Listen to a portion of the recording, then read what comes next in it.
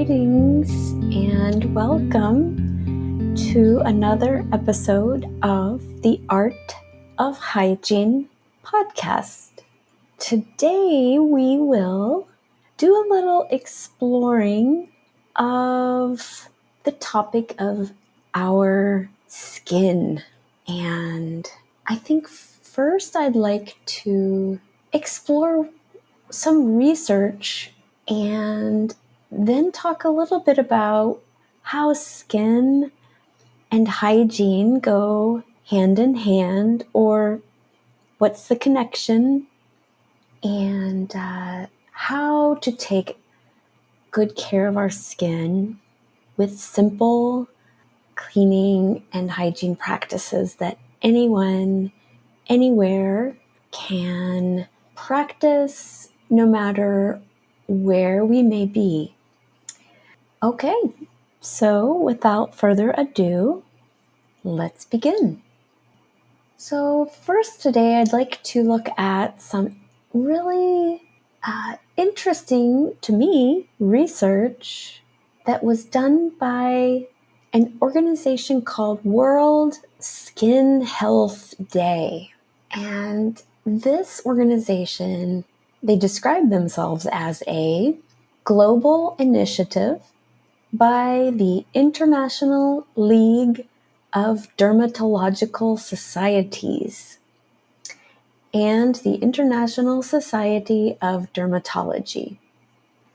And it looks like they get together once a year with the purpose of brainstorming how to educate people about the significance of skin health and discuss working towards improving skin health for everybody.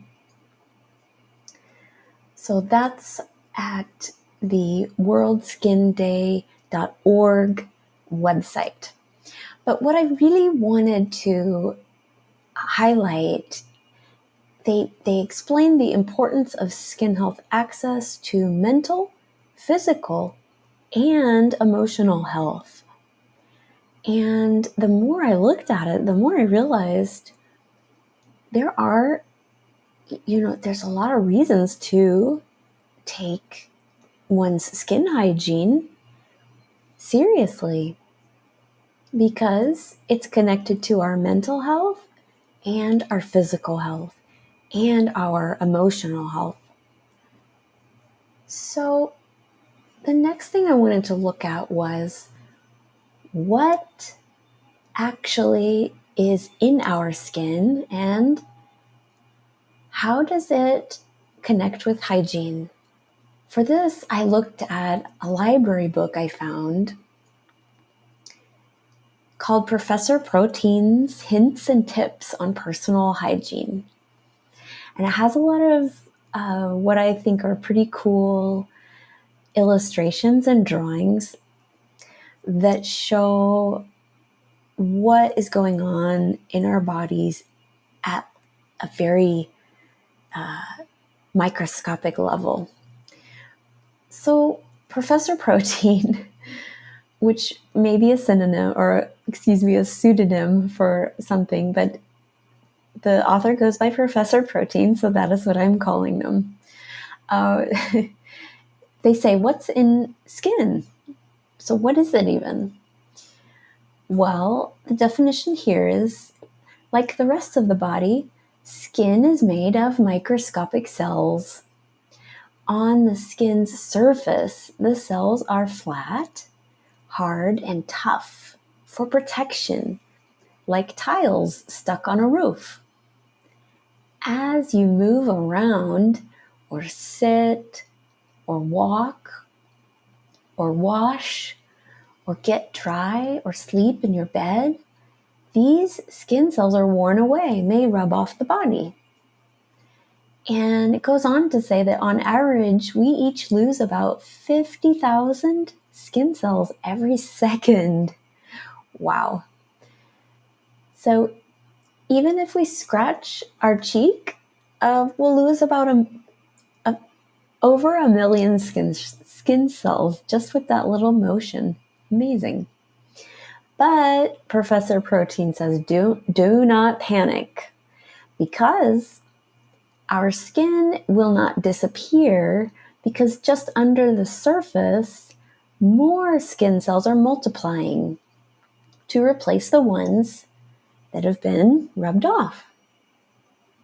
And at different parts of our body, it says the skin can be thick or the skin can be thinner. Like on our eyelids, the skin is relatively thin and delicate, whereas for comparison, on the bottoms of our feet, the skin is relatively thick and tough. And the skin also has different layers that do different things. So on that very outer layer, it's more protective. And then there's a middle layer, and then there's a deeper layer where things like the blood vessels and the sweat glands, where those are found. So how do we, or why do we need to keep the skin clean and shiny? Well, the dirt and the oil of daily living, just being alive, means we're going to sweat, we're going to collect dirt on us, just walking around. It's natural. But according to this, we don't want it to build up too much, because, well, it can cause issues like itching or odor that's unpleasant to us and even maybe others. And also it can get infected if we leave it too long. And it can just be uncomfortable. So keeping the skin clean and shiny will help us stay healthy in many ways. And I would add personally, keeping our skin clean every day ties into what World Skin Health Day was saying about how skin hygiene also connects to our mental and emotional well-being. Because when we're fresh and clean, at least once a day, don't we tend to feel better? I have found that to be true for me. So there's that to consider as well. So keeping skin clean and shiny. Professor Protein asks, have you had a bath today? Human skin is not self-cleaning like an oven. No, it needs to be washed all over. And to do this, it's best to use two simple things, soap and water. And if we have warm water, all the better. But if we don't have warm water, cold is also fine. We have to use what we have. To do this, simply splash the warm water onto your skin and rub on the soap to make a bubbly lather, and then scrub well.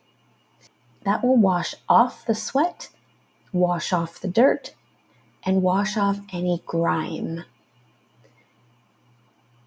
And if you've never seen soap before, it usually comes in a small bar. It can be colors like green or pink or white, and sometimes it has writing on it. And what I've heard from hygiene experts is that it's the brand of soap is not as important. Any soap will do if it agrees with you, like if it's not irritating to your skin. Either bar soap or liquid soap will do the job. And what they say, it is said that the motion of scrubbing is actually more important than the brand or the specific kind of soap. So in this case, luxury soaps are not necessary. A simple, everyday, I personally use Ivory soap, which is a very simple, basic brand. It's not fancy, it's not luxury, but it does the job and it doesn't irritate my skin, so that's why I use it. but other people might like liquid soaps or other brands of soap. And that's all fine. It's more about the motion of scrubbing that's more important and most effective. So it's best to use the water in combination with soap. And how does soap work? According to this book, tiny pieces of dirt clump together in larger sticky lumps, which you can see. And soap is a type of chemical substance called a detergent. And what it will do is surround each tiny piece of dirt, making it come away from the main lump and also away from your skin.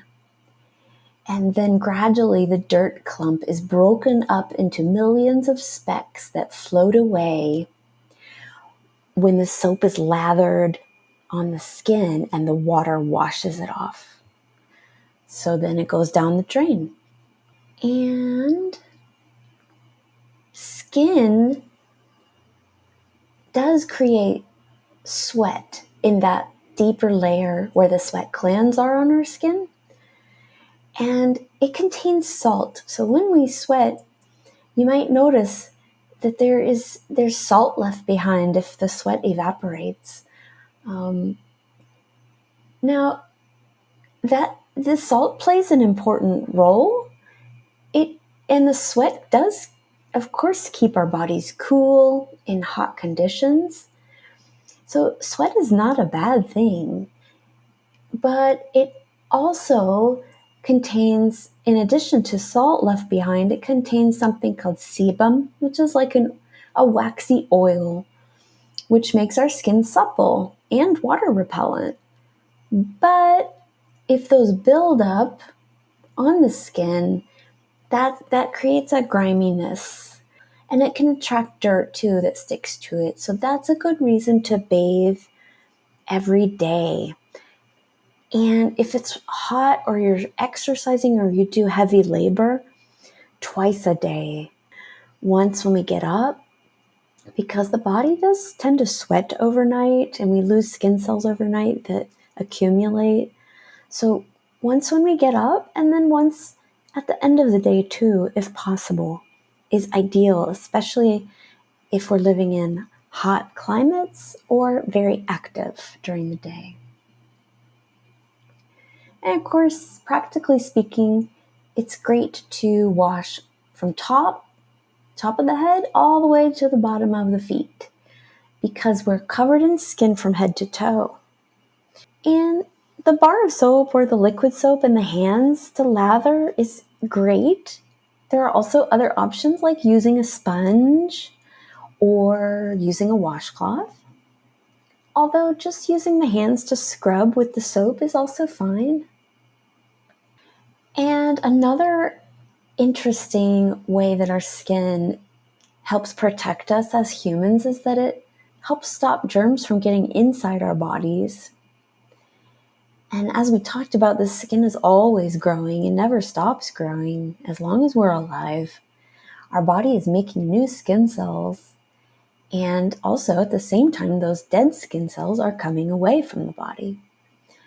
So when we have a bath or a shower, we're washing away those dead skin cells along with dirt and bacteria. So it helps us stay healthy in that way too, by protecting us from bacteria entering our bodies, which can make us ill. And an interesting note in a second library book I checked out was that it links hygiene with certain religious practices worldwide. So some spiritual practices include washing before praying, for example. And this is found in different parts of the world. It ties in with that emotional health, where when our bodies are clean, we tend to feel better on an emotional and mental and even a spiritual level. I thought that was an interesting side note.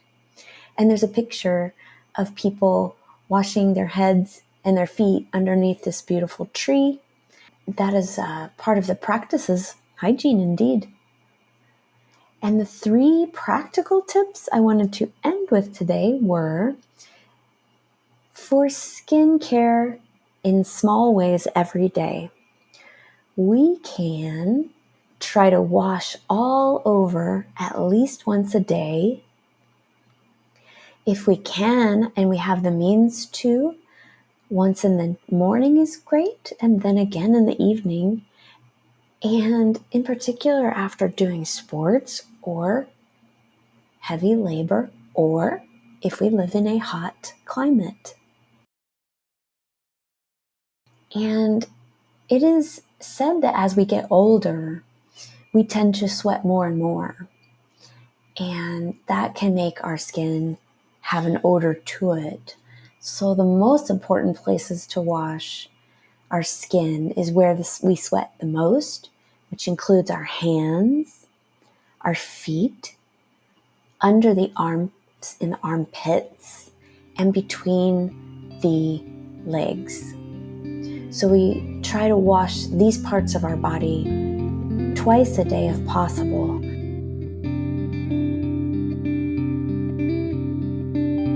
As always, I'd like to end with some encouragement and some caring of ourselves and people around us.